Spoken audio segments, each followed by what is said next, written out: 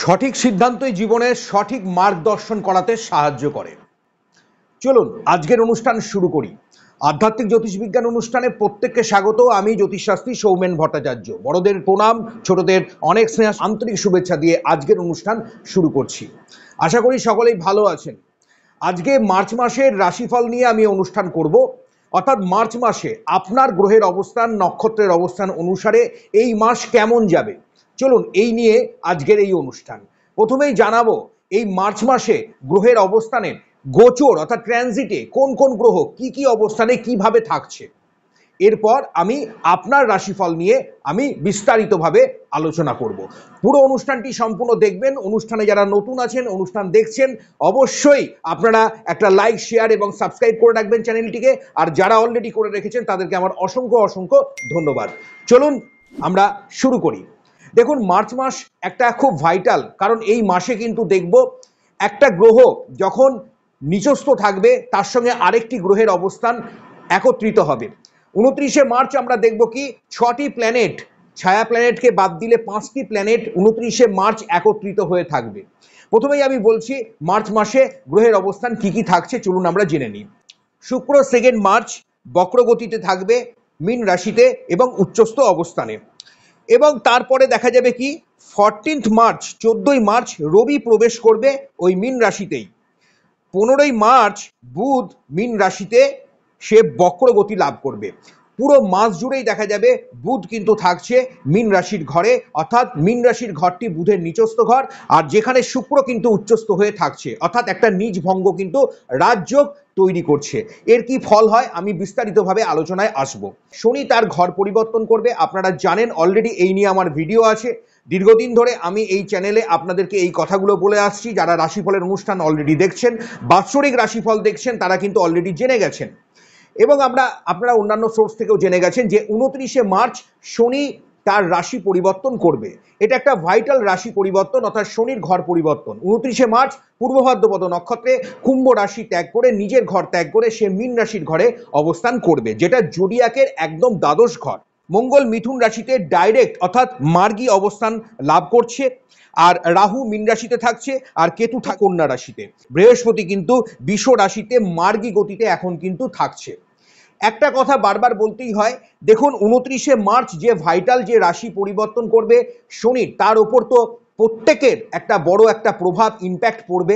পাশাপাশি শুক্র বুধের এই যে নিজভঙ্গ রাজযোগ, সেটাও কিন্তু প্রতিটি রাশির ওপরে অর্থাৎ 12টি রাশির ওপরেই কিন্তু একটা ভালো প্রভাব পড়তে চলেছে।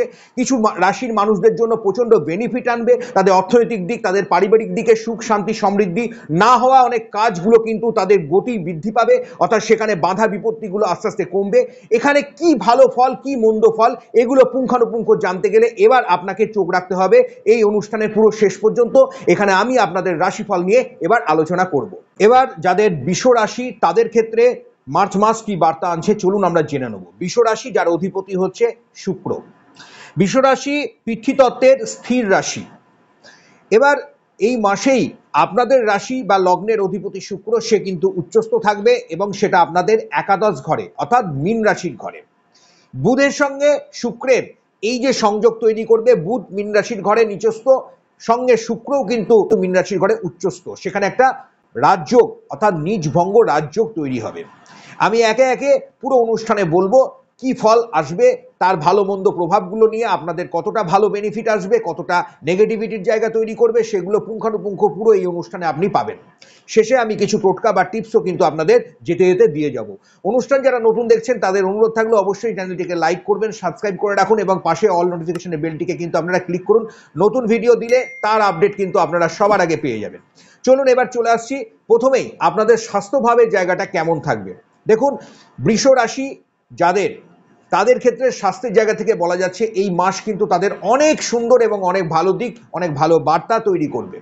মনের মধ্যে একটা ঊর্জা, মানসিক দিক থেকে অনেকটা বল বৃদ্ধি পাবে, অর্থাৎ আপনার শরীর স্বাস্থ্য মনের দিকটা কিন্তু এই সময় বেশ ফুরফুরে থাকবে, এবং মন মেজাজ কিন্তু অনেকটাই আপনাদের ভালো থাকবে। রোগ ব্যাধি নিরাময়, ভালো পরামর্শ লাভ, এগুলো এই সময় কিন্তু আপনারা দেখতে পাবেন। সেখান থেকে বলা যায় সময় ভালো।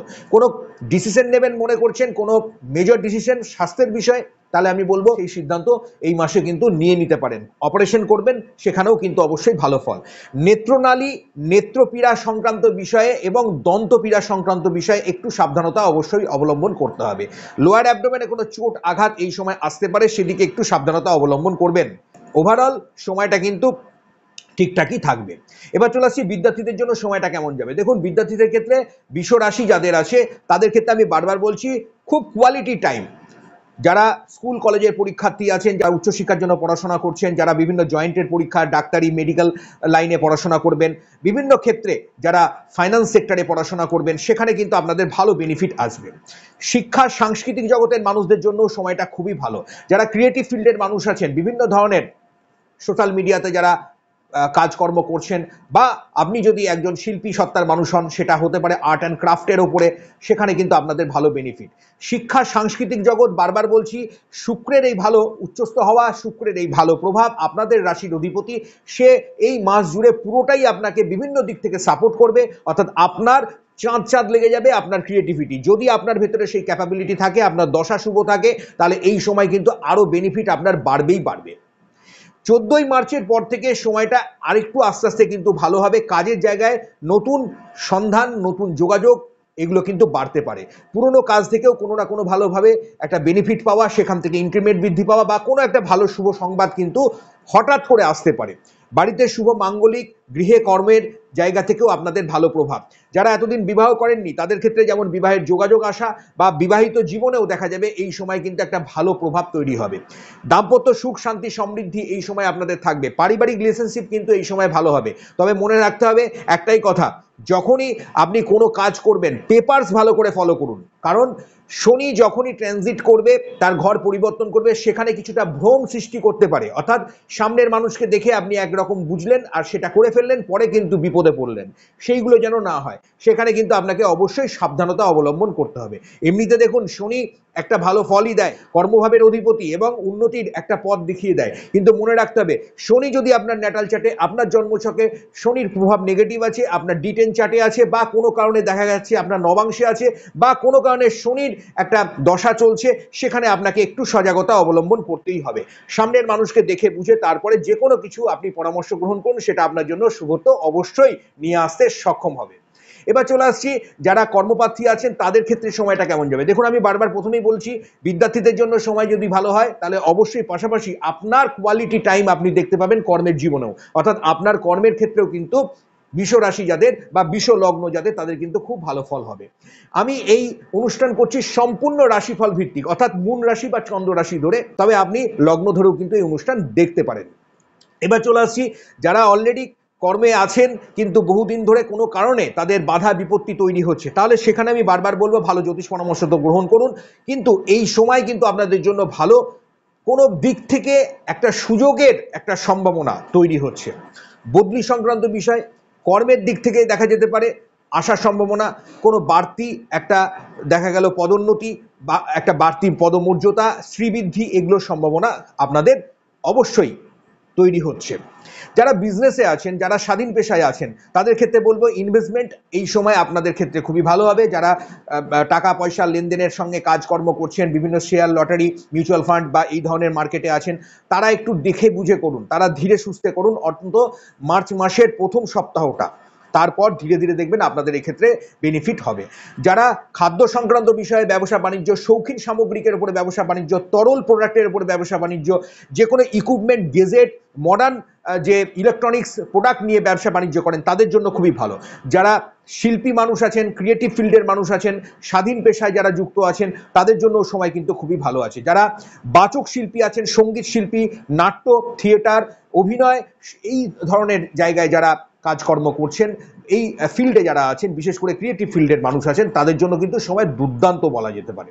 এক কথায়, শুক্র এবং শনি যদি জন্মছকে আপনার ভালো থাকে এবং ন্যাটাল চার্ট অনুসারে দশাটাও যদি ভালো চলে, তাহলে এই গোচর কিন্তু মার্চ মাসে আপনাকে অনেক দিক থেকে বেনিফিট আনতে চলেছে।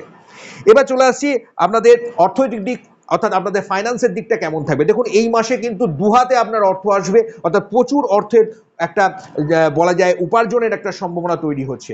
মনে রাখতে হবে এই মাস অনেকটাই আপনার কিন্তু তুলনামূলক সঞ্চয়ের দিকও তৈরি করবে, অর্থাৎ আপনি কোনো কিছু ভাবছিলেন এতদিন ধরে, সেটা হাতের নাগালের বাইরে চলে যাচ্ছিল, প্রচুর ব্যয় হচ্ছিল, বলা যায় তুলনামূলক ব্যয়টা কিন্তু আপনার কমবে। হ্যাঁ, আমি বারবার বলি লগ্নের সাপেক্ষে আপনার দ্বাদশ ঘর, আপনার নবম এবং একাদশ ঘর, পাশাপাশি আপনার সেকেন্ড হাউসকে দেখতে হয়। সেখানে যদি আয় উপার্জনের জায়গা ভালো থাকে, ব্যয়ের জায়গাটা যদি ব্যালেন্স থাকে, তাহলেই না আপনি এই অর্থ ধরে রাখতে পারবেন। তার জন্য অবশ্যই ভালো জ্যোতিষ পরামর্শ গ্রহণ করে আপনাকে এইগুলো ভালোভাবে এগিয়ে নিয়ে যাওয়ার জন্য সেই পথ প্রদর্শকের একটা ভূমিকা যিনি আপনাকে দেখাবেন, সেই পরামর্শটা আপনাকে অবশ্যই নিয়ে নিতে হবে।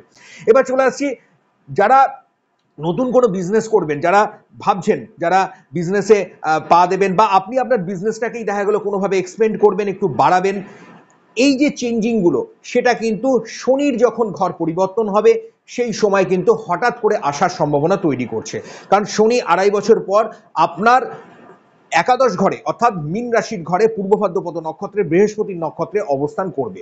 এবার 29শে মার্চে একটা দুর্দান্ত ঘটনা ঘটছে, সেটা হচ্ছে 5টি প্ল্যানেট এবং একটি ছায়া প্ল্যানেট, এখানে চন্দ্র, রাহু, শনি, বুধ, শুক্র এবং রবি 29শে মার্চ কিন্তু একত্রিত হচ্ছে। এই যে একটা বিষয় তৈরি করবে, সেটাও কিন্তু বিরাট বড় ইম্প্যাক্ট ফেলবে, অর্থাৎ আপনার অর্থনৈতিক দিক, মানসিক দিক, পারিবারিক দিকের ওপর একটা প্রভাব ফেলবে। দেখুন, আমি বারবার বলছি সময় তো খুবই ভালো, কিন্তু মনে রাখতে হবে এই সময়টাকে কিন্তু কাজে লাগাতে হবে। যদি আপনি সময়কে বুঝে না কাজে লাগাতে পারেন, তাহলে কিন্তু আপনার ক্ষেত্রে এটা কিন্তু আসবে, কিন্তু আপনি এই টাইম লাইনটাকে ফলো আপ করতে পারবেন না। তাই অবশ্যই আমি বারবার বলবো, আপনি বুঝে শুনে এই সময়ে আপনি কি কি ইনভেস্টমেন্ট করবেন, কি কি করবেন, এর একটা প্ল্যানিং করে এবং সেটাকে শিডিউল মেনটেন করে সেগুলো কিন্তু করুন। উঁচু জায়গা থেকে পড়ে যাওয়া, যানবাহন থেকে একটু ভয় বিপত্তির সম্ভাবনা আছে, এবং আগুন থেকে কিন্তু আপনাকে একটু সাবধানতা অবলম্বন করতে হবে যাদের বৃষ রাশি বা বৃষ লগ্ন। এবার চলে আসছি দাম্পত্য দিকের এবং রিলেশনশিপ দিকটা কেমন থাকবে। দেখুন, যারা দাম্পত্য রিলেশনশিপে আছেন, আমি বারবার বলছি সেখানে কিন্তু একটা ভালো প্রভাব তৈরি হচ্ছে। কোনোভাবে যদি আপনি কোনো মামলা মোকদ্দমা লিটিগেশন এগুলোতে জড়িয়ে আছেন, তাহলে আমি বলবো অবশ্যই আপনি মুভ করুন। এখানে দেখুন, বুধ নিচস্থ থাকলেও সে কিন্তু শুক্রের সঙ্গে উচ্চস্থ ফল দেবে, তার ফলে কিন্তু আইনি জটিলতা থেকে বেরিয়ে আসা, আইনি যে বিষয়গুলো নিয়ে এতদিন জটিলতা হচ্ছিল সেগুলো থেকে বেরিয়ে আসার একটা সুপরামর্শ অবশ্যই আপনি লাভ করতে চলেছেন। বিবাহ করেননি, বিবাহের ক্ষেত্রে যোগাযোগ বৃদ্ধি এগুলো কিন্তু আসবে। যারা সেকেন্ড ম্যারেজের জন্য চিন্তা করছেন তাদের ক্ষেত্রে অবশ্যই আমি বলবো ভালো সময়। সন্তান নেয়ার ক্ষেত্রে আমি বারবার বলি, জন্মছকে আপনার জন্মকুণ্ডলী দেখে সেখানে দেখা যাবে ভালো দশা, যদি ভালো সময় চলছে তাহলে এই সময় কিন্তু আপনাদের সন্তান নেয়ার ক্ষেত্রেও কিন্তু খুবই ভালো। যারা চিন্তাভাবনা করছেন যে আগামী দিনে মা বাবা হওয়ার জন্য, সেখানেও কিন্তু অবশ্যই ভালো সময় বলা যেতে পারে। প্রেম রিলেশনশিপের জায়গাটাও কিন্তু খুব ভালো, আপনার পার্টনারের সঙ্গে খুব মধুর সম্পর্ক এবং একটা বেশ ভালো কোয়ালিটি টাইম কিন্তু আপনারা দেখতে পাবেন। ভ্রমণ তীর্থ প্রচুর হবে, বিভিন্ন জায়গায় ট্রাভেল করা, এক্সপ্লোর করা এগুলো ভালো আছে। আপনার রিলেশনশিপের জায়গাতেও দেখা যাবে পুরনো কোনো গ্লিচ বা পুরনো কোনো সম্পর্কের কোনো জায়গা থেকে কোনো সমস্যা চলছিল, সেগুলো কিন্তু ঠিকঠাক হবে। বন্ধু বান্ধব, আত্মীয় স্বজনের এবং পারিপার্শ্বিক পরিবেশের সঙ্গে আপনার একটা বেশ সখ্যতা এবং সুসম্পর্ক কিন্তু এই মাসে আমরা দেখতে পাবো। আপনার ক্ষেত্রে শুভ সংখ্যা হচ্ছে 6 এবং 8 সংখ্যা। আপনার ক্ষেত্রে শুভ বর্ণ হচ্ছে সাদা, নীল এবং বেগুনি রং। আপনি এই মাসে অবশ্যই ব্যবহার করুন। হনুমান চালিসাটি পাঠ করুন, নবগ্রহ স্তোত্রটি পাঠ করুন। আর আপনি বারবার একটা কথা বলছি, দক্ষিণ দিকে একটি প্রদীপ জ্বালিয়ে দেবেন প্রতি শনিবার, এবং সেই প্রদীপটি সর্ষের তেলের যেন হয়, তাতে একটু কালো তিল দিয়ে দেবেন। সেখানে দেখা যাবে কোনো কারণে বাস্তুতে কোনো সমস্যা, গুপ্ত শত্রু, কোনো মানসিক একটা ক্লেশ চলছে, মনের মধ্যে একটা সমস্যা চলছে, টাকা পয়সা একদম জলের মতো বেরিয়ে যাচ্ছে, সেটা অনেকাংশে আপনার ঠিকঠাক হবে।